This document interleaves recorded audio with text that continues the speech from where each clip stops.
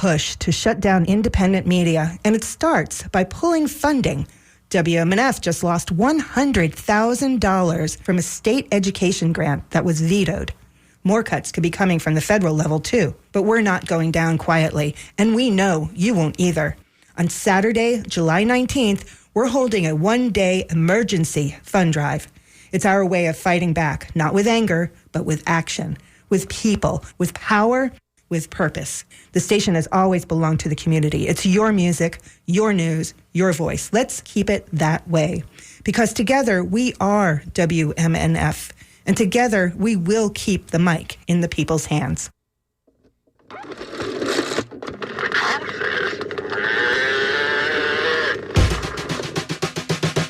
Walks like an animal, talks like an animal, must be an animal.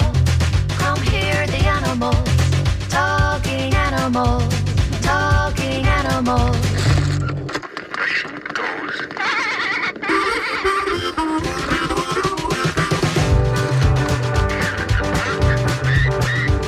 It walks like an animal, talks like an animal, must be an animal.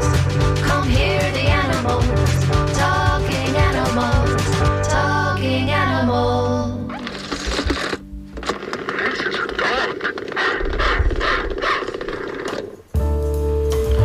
Good morning, this is Talking Animals on WMNF.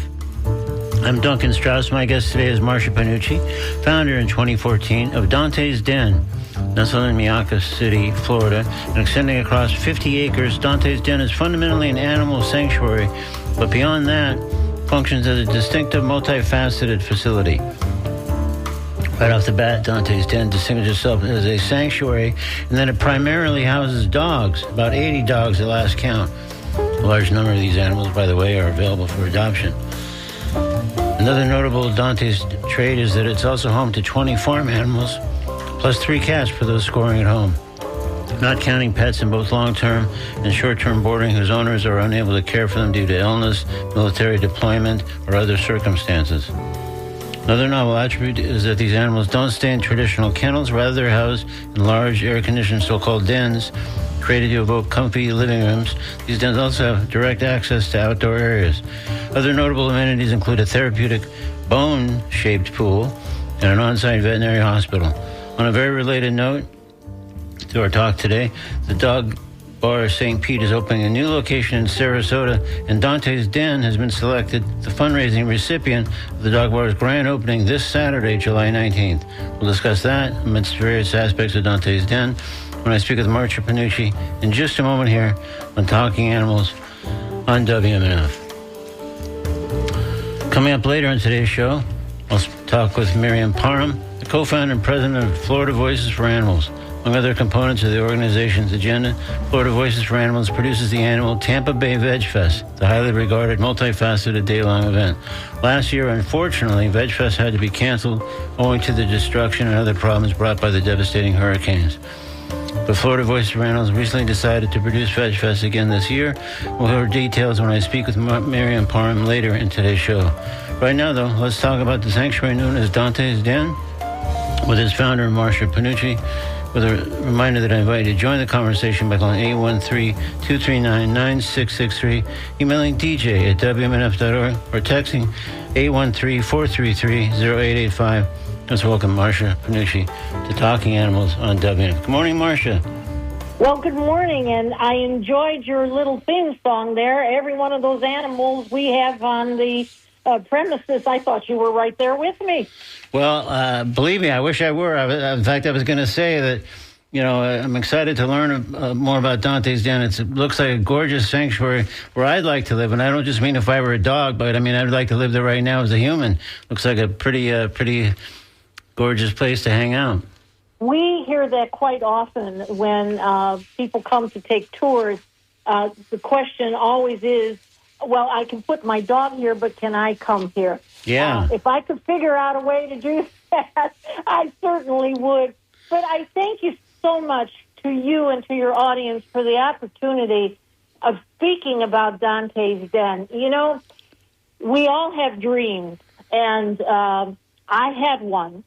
And it is rare. It is rare that your dreams can come true and you can talk about them.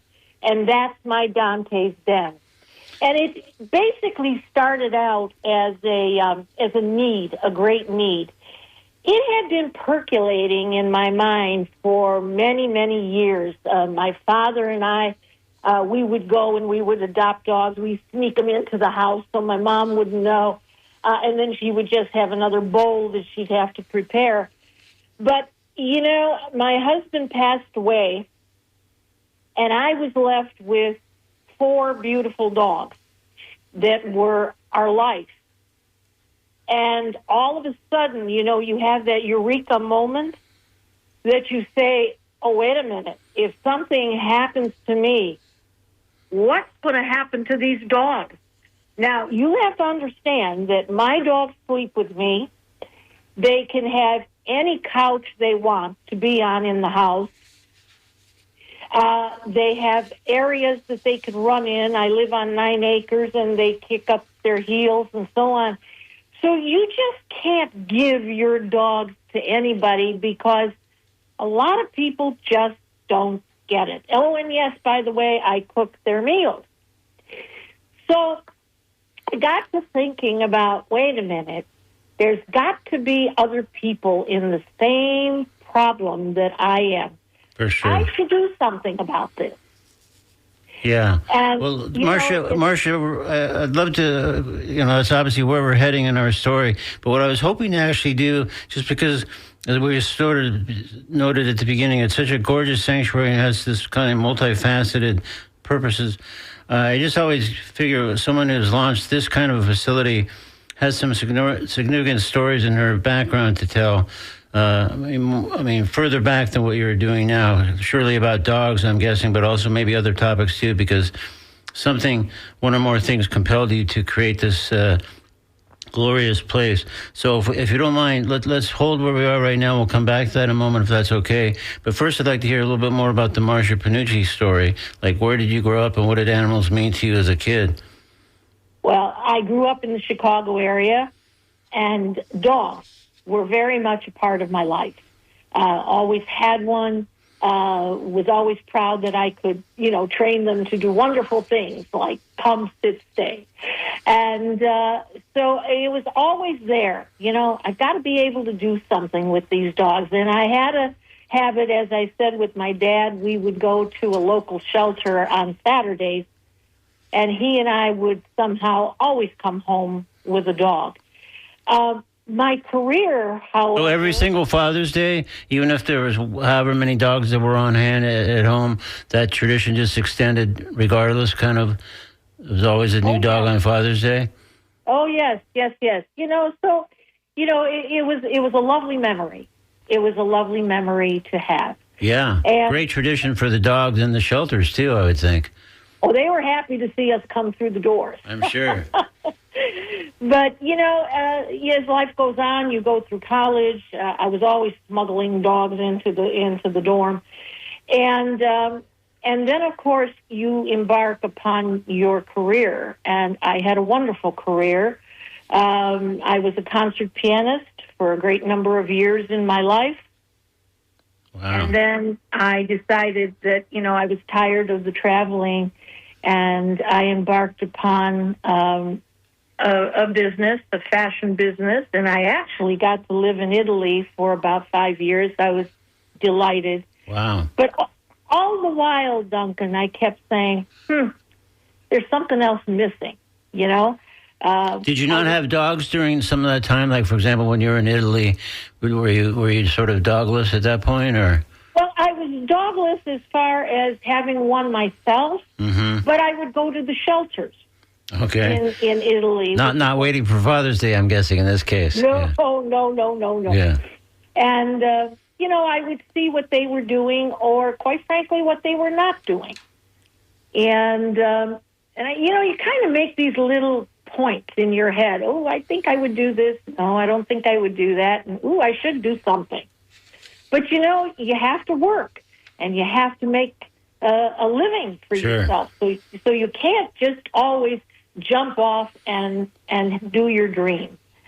So I had to wait. So when would you say the seedling of that dream began? When did you say to yourself, hey, one day, I don't know when, and I got to keep working, and it's going to cost us some dollars, obviously, to get this thing launched that I kind of starting to see in my head. But someday I'll create a special place for dogs. Sounds like that was, in a nutshell, the dream. But I'm wondering how far back you started to have the beginning to that dream. To be frank with you, I think that kind of percolated when I was in college because I was forever bringing dogs into the dorms. Yeah. And I thought, hey, there's just got to be a better way. I have to do something about this. Yeah.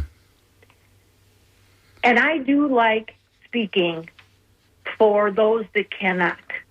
And not necessarily the underdog, no pun intended, but, there are a lot of situations where you need to speak for someone. And I always felt that I could do very well with dogs. I would look into their eyes. I would see what they were thinking. And, I'm no wizard or anything, but I just always felt like, I can communicate with these animals. I truly can. So I would say as I started to think about it, it was back in, what would you say, my early 20s. But, as you point out, you have to work, you have to make a living, and you have to say, okay, when am I going to do this? And in the back of my mind, I said, well, I'll just work hard all my life, and then when I retire, then I'll do it. But, of course, fate steps in, and it doesn't always work that way. So this kind of expedited the realization of the dream, it sounds like. Yeah, as I said a little earlier, my husband passed away. And, it still was in the back of my mind, but I had other things to take care of. And then all of a sudden, I thought, wait a minute, I've got these 4 dogs, and who's going to take care of these dogs? My parents were already gone. I had no siblings. I was an only child. And I thought, oh, boy, this could be a terrible situation for my dogs. I can't leave this earth knowing that they're not well taken care of. And so you continue to think about something like that. And, of course, as you would well admit, if you want to get something right, do it yourself. Yeah, for sure. And so that's when I really started saying, wait a minute, I think that I could come up with a plan.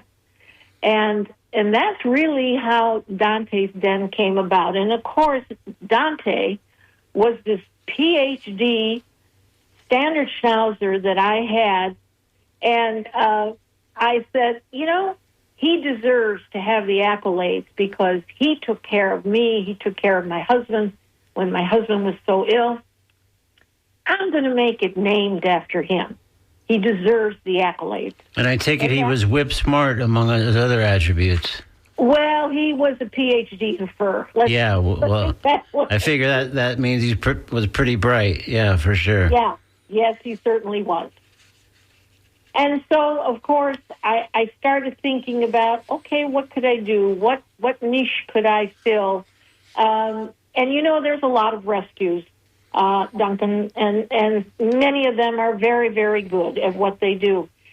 But I just felt like there had to be something else. And I started thinking about this lifetime care. Who's going to take care of my dogs when I'm gone? And all of a sudden, that idea just came right up to the forefront. And I said, I think I could do an assisted living type environment for the dogs. And that's really how Donte's Den got started. Really interesting. So really, if I follow, even though you were a lifelong dog person, it really was, sadly, I guess in some ways, when your husband passed and you started mulling over like, hey, what if, God forbid, I went unexpectedly or soon or whatever, and I got these 4 dogs sitting here that need to be looked after. And that just kind of spurred the thought more in a more direct focus, it sounds like, about the dream that you had kind of nurtured for some years prior to that. it all became very clear, Duncan. You know, sometimes your brain gets a little foggy. You have all of these different thoughts going in, but they're not necessarily prioritized in the order that you would want them to be. Yeah. But somehow, when I started thinking of that, all of a sudden, all the pieces just started falling into place. So I knew I was on the right track. So tell me, let me actually, just in case people might just be tuning in a bit late, let me let them know this is Talking Animals on WMNF. I'm Duncan Strauss. If you did just tune in, my guest is Marsha Panuce, founder of Donte's Den, distinctive sanctuary in multiple ways that we're going to hear more about in just a moment, including that it extends across 50 acres in Miami City, Florida. Primarily houses dogs, but it's got a lot more to say for itself as well, which we'll get into. So if you'd like to ask Marsha a question about Donte's Den or offer a comment, please call 813-239-9663. Email dj@wmnf.org or text 813-433-0885. So from all your time in shelters over the years, and even when you were in Italy and didn't really have a dog living with you, had you made kind of a list of elements that you would like to see once you were in a position to open your own facility? Yes, and I think that the overarching theme that I kept coming up with was dogs need to be respected. Everyone needs to be respected, but especially the dogs. They are not second-class citizens. You know, everybody says, oh, my dog is part of my family and what have you. Well, that's great. Now, just because you said it, you've got to live it. And what I did see in a lot of the rescues at the time, you have to remember it goes back, it was that the dogs were, they were thrown in, you know, some cages, and they were, in many cases, they were deplorable conditions. And you could see the personality of the dog, the eyes. The eyes are what get you. And those eyes would not necessarily look at you. They would be looking at the ground. Their heads would be hanging. Their ears are down. And it breaks your heart when you see something like that, because you just know that to some extent they've given up. Yeah, they're defeated. Yes. And, you know, that's very hard for someone like myself, because that is the absolute opposite of what I want to have happen. And you know, Duncan, when the dogs started coming into Donte's, I would see that. I would see the dogs walk through our doors, and the heads were hanging, and, you know, they wouldn't look at you, and, you know, you'd put your arms around them, and they would stiffen up. And, you know, you just said, I did to myself, I'm going to change this. This needs work, and I'm willing to give the time. And so that's how we began. And I began with going to rescues that I knew in the area of Miami City, in Sarasota, Manatee counties, and I went to death row. And I said, I'll take all those dogs in death row. And so pretty soon I was filling up, because, as you can well imagine, there's a lot of those dogs in that position. For sure. What, did you already have a facility at this point, or were you still working on that? I found the land in 2011. We took about a year and a half to design what I wanted. I didn't want it to look like an institution. Mm-hmm. I wanted it to look like a home. These dogs were coming into a home-like environment. Yeah. And we built in 2014. We were very fortunate. We were built in 10 months. Wow. And we took in our first dog in February of 2014. Ironically, that dog's name was Donte. Not the Donte we know? No. Not the Donte we know, but another Donte. That is a pretty incredible coincidence, I have to say. Yeah. So, but any dog named Donte gets, I'm sure, a special entree and special treatment, even if they're coming along now, all these years later. A star on their den, yeah. That's great. Well, so that I mean, because that is that is one huge parcel of land. And did you figure, again, your dream would be realized, but there'd also be subsequent elements to the dream? So you felt like, hey, I really need a huge hunk of land here to develop this over time, because I'm in for the long haul. There's going to be a lot of elements to this. Because, again, 50 acres, I mean, that by almost any standard of any kind of sanctuary, that's huge by itself, much less that this is specializing in housing dogs. So was there something in particular where you said it's got to be gigantic just because I'm looking at the future as well? Or what prompted that sort of massive parcel of land? Well, the first thought that I had is that I didn't want to be landlocked, because as you could well imagine, development was already coming out of the interstate. So I didn't want that to have happened. But I kept saying, I don't need to be the biggest, although I needed, in my mind, the 50 acres, but I want to be the best.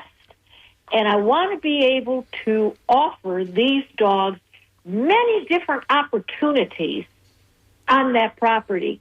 Brick and mortar only does so much.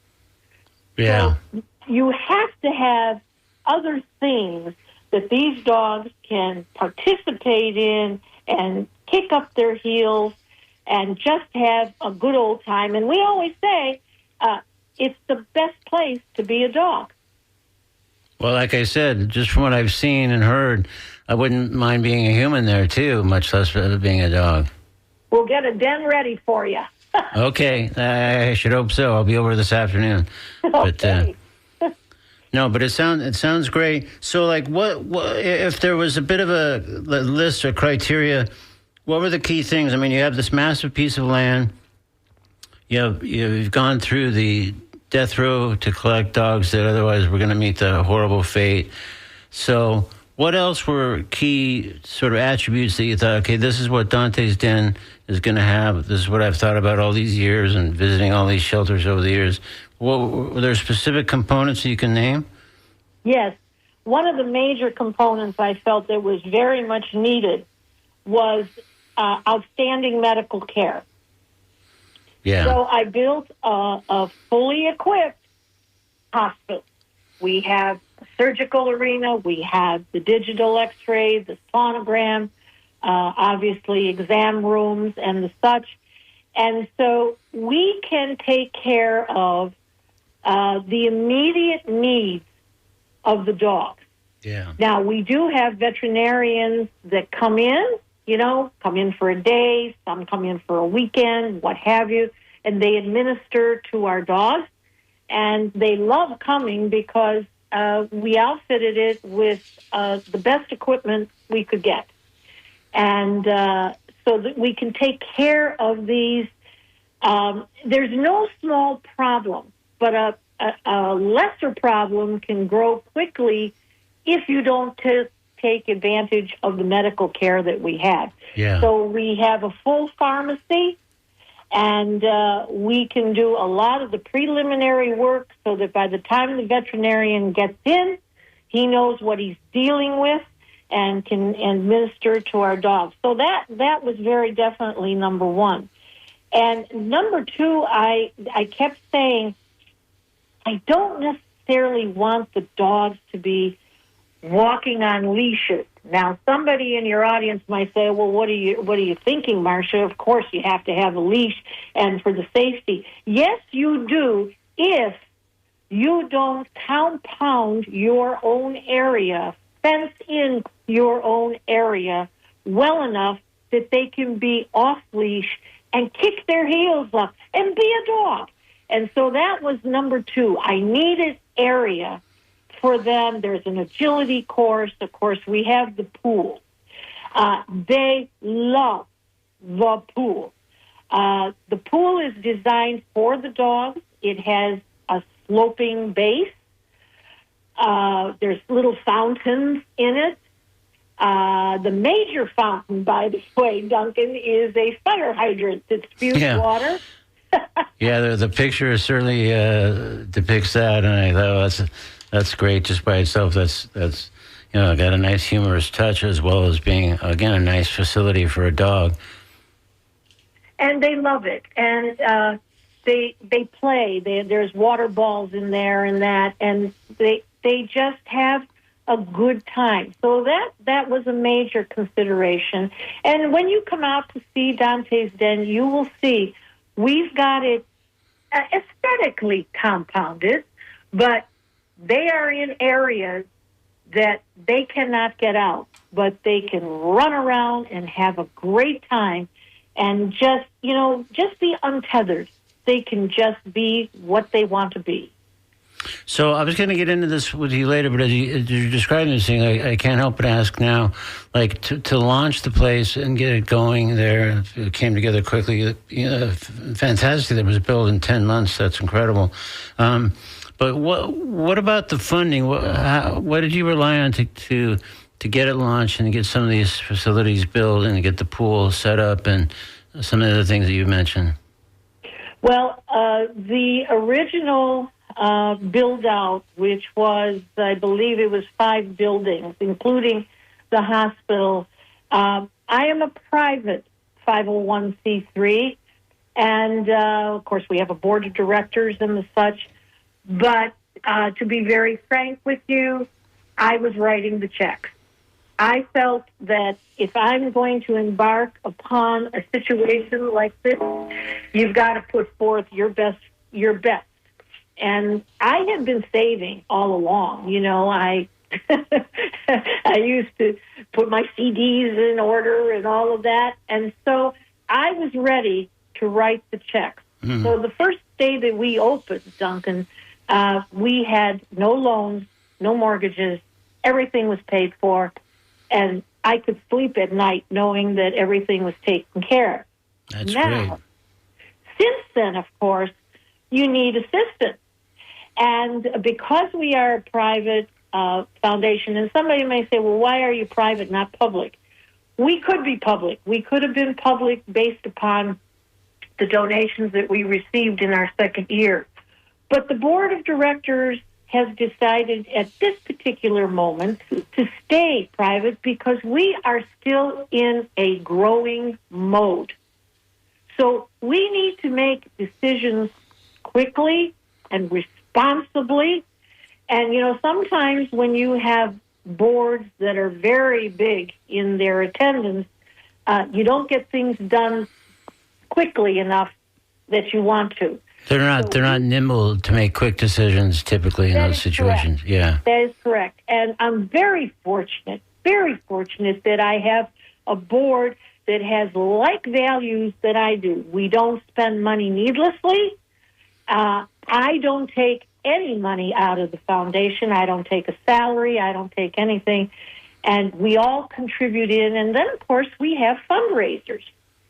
Yeah, I was going to ask about that. So the way it's set up as a private foundation, do you still accept donations in the more conventional sense, or is there something different about how that works? No, absolutely. In fact, we live on the generosity and kindness of donations of the general public. Okay. So we're blessed in that regard because it's the public that keeps us going. Sure. And we should just mention at this point then, the website is Donte's Den. It's DONTES den.org. If you want to see more about what we're talking about, and I guess that's a place you could, if you felt so moved, you could make a donation to help support the operation. So let me ask you about some things that, as you were thinking about this over the years and getting ready and then actually opening the thing, like what I'd be curious to know, like what key traits did you not want? For example, if I follow this correctly, maybe correct me if I'm wrong, there's not really a volunteer operation. It seems like it's more paid staff versus volunteers. Do I have that correct? Yes, you do. And can you tell that? I mean, that's pretty interesting as these operations go. So why the no volunteer stance? What's the philosophy, let's say, behind that approach? Well, volunteers are a lovely group of people whose heart is definitely in the right place. But we have a culture out at Donte's Den. Very simply, the dogs come first. We have certain ways of doing things. And, people come, volunteers come, and they're wonderful. But they have ways of doing things because they've brought them over from other rescues and the such. It doesn't always gel with what we want at Donte's Den. So I made the conscious decision, and expensive one, by the way, of having full-time staff salaried. Now, one thing you have to remember is we are one of the only 24/7 operations in definitely in the county, if not in the state. And so we have to have round-the-clock caretakers on the property. So we have a day shift, which, of course, is most of the salaried people are on the day shift. Yeah. Then we have afternoon shift, which goes to 10 o'clock, 4 to 10 o'clock at night. And we have a vet tech and a vet assistant working that. And then, of course, we have overnight, which is also a vet tech and a vet assistant. So we are administering to these dogs all the time. Volunteers, they want to come, bless their hearts, and they want to, work just a few hours, and then they want to go on with their life. And I need more commitment than that, So That's why I went salaried. Well, I totally get your thinking. To me, it would also be, as you've noted about some of these other elements, no small cost to maintain. So how many full-time and part-time staff people does that mean then that you have there? We don't have any part-time. We have 12, soon to be 13 full-time staff members. Wow. And so, we're a little village. Yeah. No, again, I'm just trying to think about budgetary elements or whatever. So let's hope people are zealous in their donations and other. Do you rely on other sources like other grants or other things that you rely on besides just the donations that at this point? We just rely on, again, the kindness and the open-heartedness of people who pledge money to us. A lot of them like to sponsor a dog. We love that because they can pick a dog out of our group and they send a monthly stipend for Roxy, for example, and we show them, what did Roxy do this month and so on. So it works very, very nicely. And a lot of people have done this sponsoring of a dog because some of them, as we get on in age, we get a little elderly, we choose not to have a dog. But that doesn't mean that you don't love a dog any less. You just physically can't have a dog. So they come and they sponsor a dog with us, and they get the enjoyment out of that. I got you. And so, well, let's find out a little bit about some of those dogs, because some of the dogs are available for adoption, correct? I mean, you can sponsor a dog, as you just noted, but some, I guess, are available to be adopted if there's a match that's made between potential adopter and the dogs on hand at Donte's Den. Is that correct? That is correct. And we have a pretty strict policy on adoption. We have people come in. We try to be matchmakers. Yeah. Because if we do it right with the people, we're not going to see the dogs come back. They're going to go to a home and enjoy.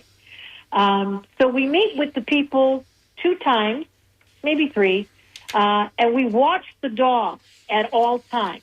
Does the dog go to the people? Are they afraid? Are they happy? Whatever. Usually the dog picks its new owner. It rarely fails. And then we go and we make a house visit.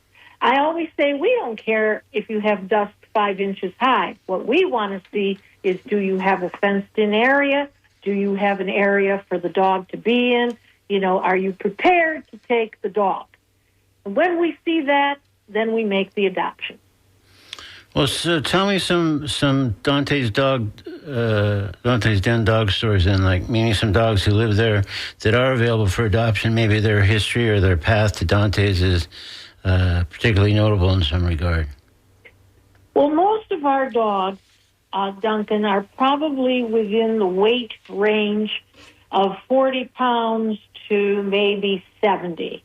They're considered, the middle of the weight scale and so on. I every now and then I get some smaller dogs, but it's mostly the dogs in there. And, we are not breed specific.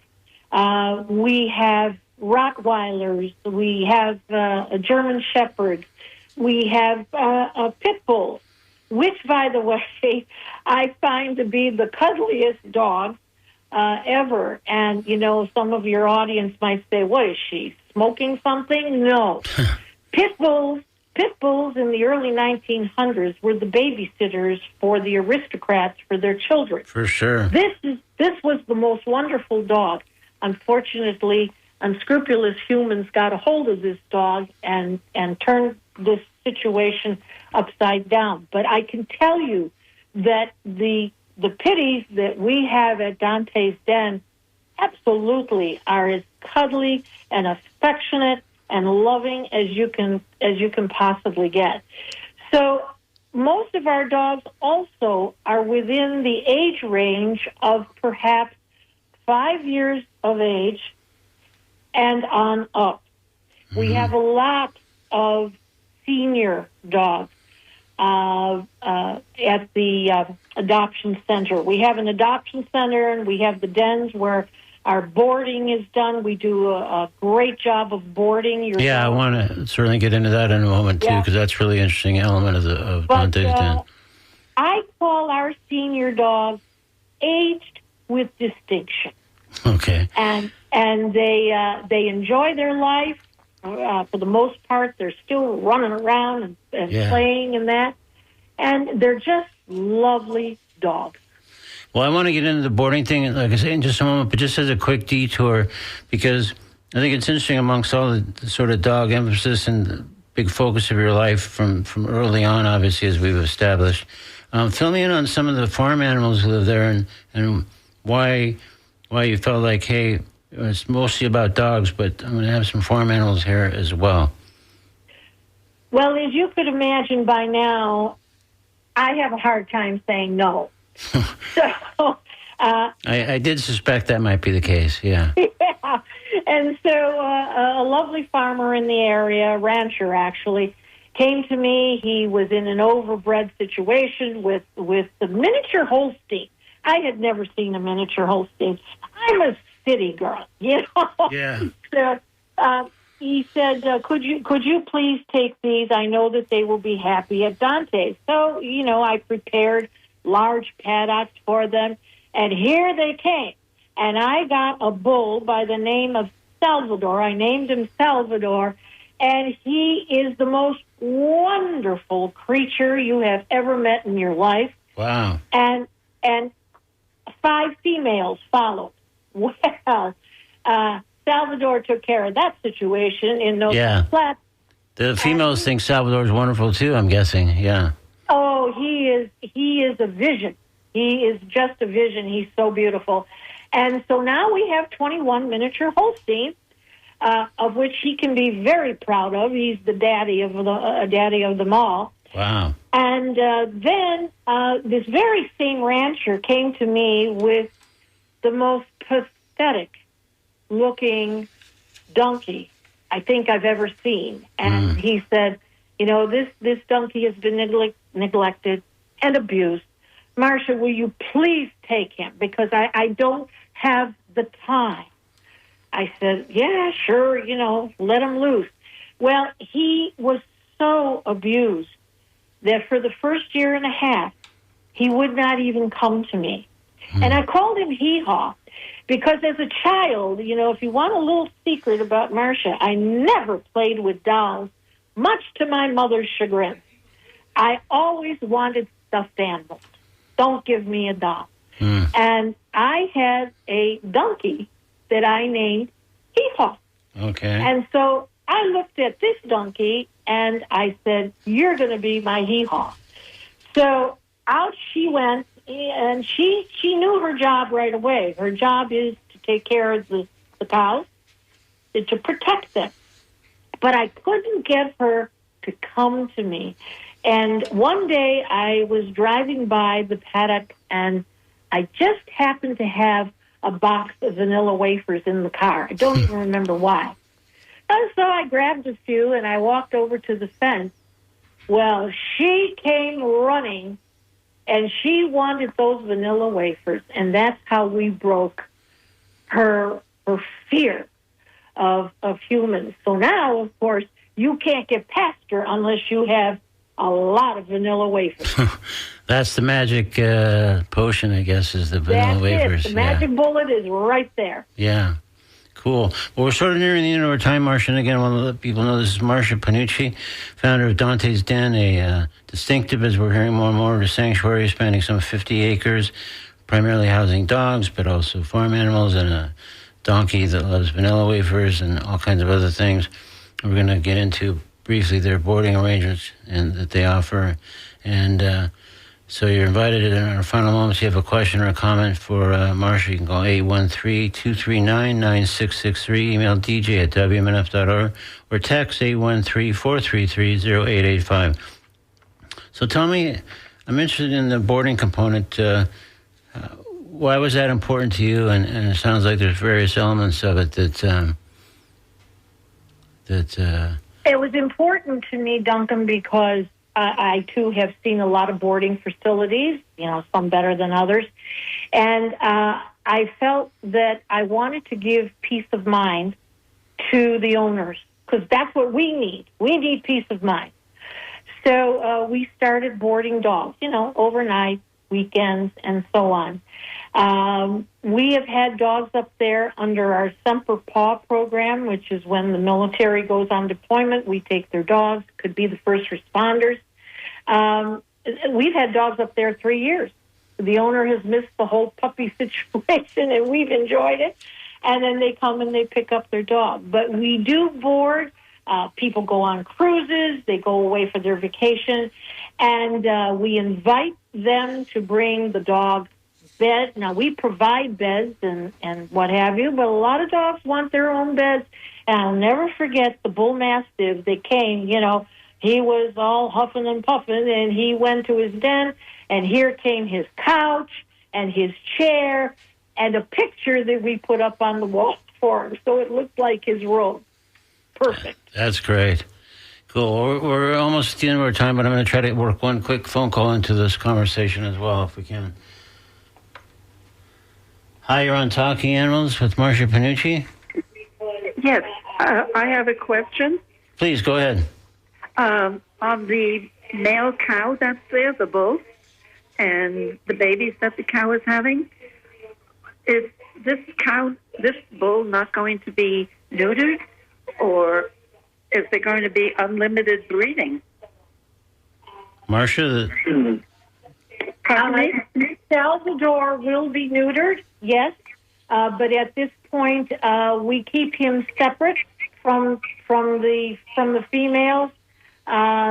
He was there to start the initial herd so that we would have some mothers, and then he will be neutered, yes. As well as we do have some other bulls, because we didn't have just females. We had some males. They are all going to be neutered. Oh, that's good, because otherwise you'll be overrun with cows after a while. Yeah, they're well on their way now, it sounds like, but it sounds like there's a bit of a method here, so I appreciate the call. Herd now. And you can come in, by the way, you can feed them vanilla wafers. I'm sorry? I say I'm a firm believer in spay-neuter, because that's how we keep euthanasia down as well, and for the health of the animals. That's right. Thank you. To spread the word. Yeah, no, I appreciate it. It's a very good point, and thank you so much for your call. You're very welcome. Thank you. All right, Marsha, well, we have reached the end of our time. I just want to mention one more time specifically that the Dog Bar St. Pete is opening a new location in Sarasota, and Donte's Den has been selected the fundraising recipient of the Dog Bar's grand opening this Saturday, July 19th, and so you can go to Dog Bar's website or social media page to find out the details about that. But some of the things that happen as part of the fundraising goes directly to Donte's Den. So that's great. And Marsha, thank you so much for joining us on Talking Animals. It's been really fun hearing all about Donte's Den. I appreciate the kind work for dogs and sort of other animals, as it turns out, that you've been providing for all these years. Thank you so much for the opportunity to talk to you about my dream. And I invite you and your audience, come on out for a tour. We'd love to show you Donte's Den. All right, that sounds great. Thank you so much. Thank you.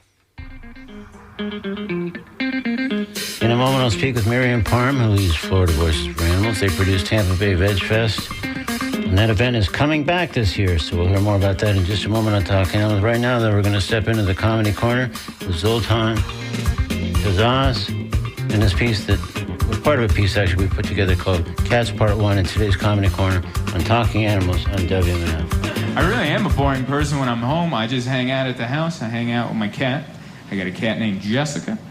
Thank you. I'm a cat person. Are there any other cat people out there? Yeah? Got some cat people here? Nice. I'm guessing the rest of you are dog people. Is that what it is? Yeah, I'm not anti-dog. Yeah. Every time I tell someone I'm a cat person, like, what does that mean, you don't like dogs? No, that's not what that means. It just means I like other people's dogs. I like dogs, I just like them over there. And I'll play with them, but then go back over there. I don't like that kind of energy in my house. You know what I mean? That annoying dog, best friend in your face all the time energy. Just like, yeah! I love you. You're home. Where have you been? It creeps me out. I don't care for that. I don't like that at all. Just in your face. Like, you want to go out? There's a tree. I know this tree. You want to hang out at this tree? What if I just keep breathing into your face? Ugh. All the time? No, thank you. That's why I like cats. Cats are more like, hey, what are you up to? Never mind. I just remembered I don't care. I'll be in the kitchen. I'll see you later. I like that. I don't need a best friend at the house. I just need like an apathetic roommate that sometimes wants to hang out. That was Zoltan Kazaz in today's Comedy Corner with part of a piece that we're calling Cats Part 1, taken from an appearance on Dry Bar Comedy. Now it's time to speak with Miriam Parham about Tampa Bay Veg Fest. Spoiler alert, it's coming back, baby. Let's hear more about that by welcoming Miriam Parham back to Talking Animals on WMNF. Good morning, Miriam. Good morning, Duncan. So nice to hear your voice. Nice to hear yours. Thanks for joining us again on Talking Animals. So I'm sure most people listening probably are familiar with Florida Voices for Animals, but on the off chance there's a few that maybe not be, maybe you could just give us a 2 or 3 sentence overview of what Florida Voices for Animals is and does. Sure. Thank you. We are an animal education group. We've been around since 1989, and we try to keep people abreast of current events relating to animals and what they can do about it, such as trying to help stop a black bear hunt right now, and doing educational events throughout the Bay Area and close by. Okay, great. So another get involved and do something. Yep. Yeah, and another, of course, key undertaking of Florida Voice for Animals is Tampa Bay Veg Fest, which, wonderful acclaimed event going on for many, many years. I was trying to remember that just before you came on the air. When was the first one? What year was that? 2010. We had it at the Curtis Hickson Park in downtown. Yeah, that's right. And back then, why did FVA decide to create this event? Why did it feel it was important? Well, we felt that it was a great way to promote local businesses, and especially restaurants and even shopping areas that provide vegan options. And we felt it was good to have people that were vegans to be represented, and having speakers, some local and some from out of town that people may know, that can help promote the message of plant-based diet, protecting the environment and reducing animal suffering and improving people's health. Well, that sounds great to me. And, of course, I've loved the event, as many, many have. And, again, it's been praised, on many levels, and people have been flocking to it for years. So not to be depressing, but let's touch on why last year's event was canceled, because since we have some good news to report. Absolutely. Well, unfortunately, we had 2 hurricanes that came back to back and affected a lot of our volunteers, some really key players, even several board members who had damage to their homes, and some people who lost cars, and just so much damage to the area. And even from the city of Tampa, word that they could not guarantee we'd have full power back, just a couple of weeks before.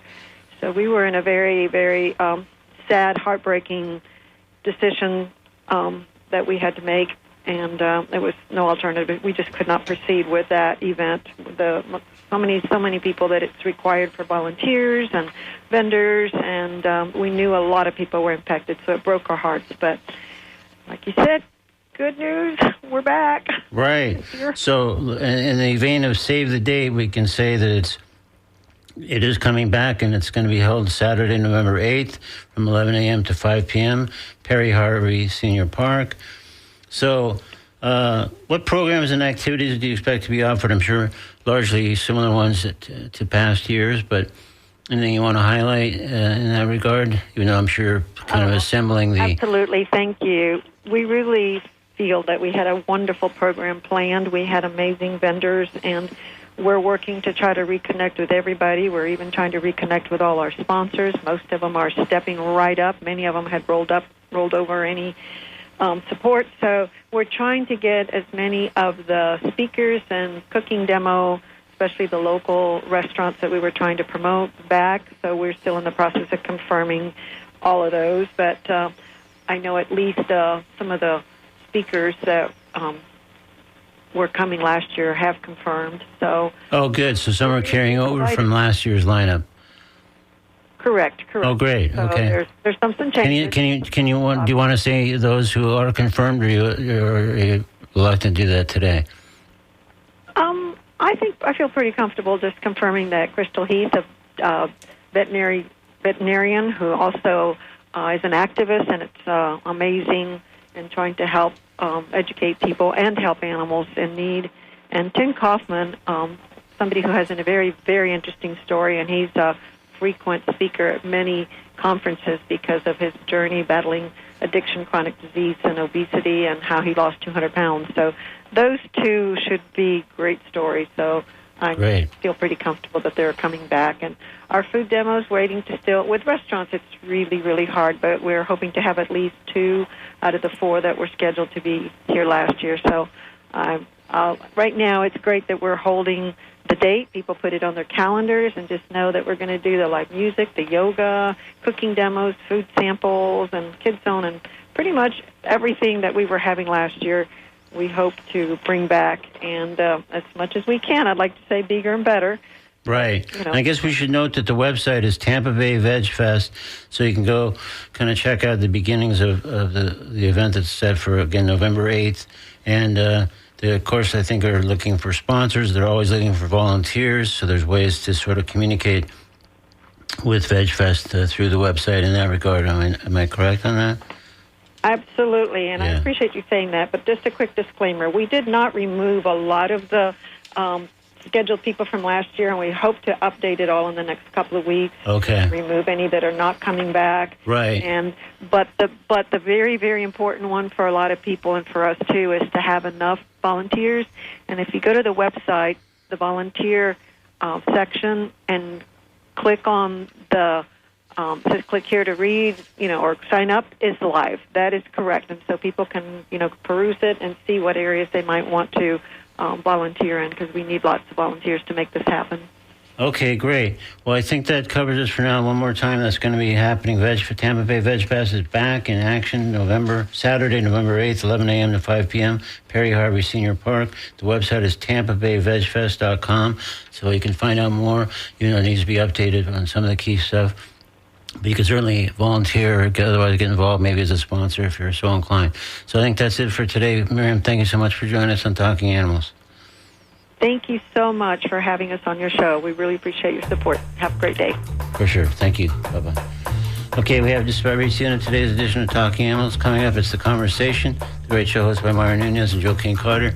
After that, it's The Scoop, WNF's brief news recap. Then we shift back to music programming with Sam Vall, holding forth from 1 to 3, followed by Bobby Dusenberry sitting in for Nancy C. The traffic jam from 3 to 6 p.m. Let's not forget this Saturday that we have a one-day drive, and that's not an extra fundraising. Actually trying to make up money that was rescinded from us. So you can always go to WNF.org and donate now. Thanks. We'll see you next week on the Talking Animals.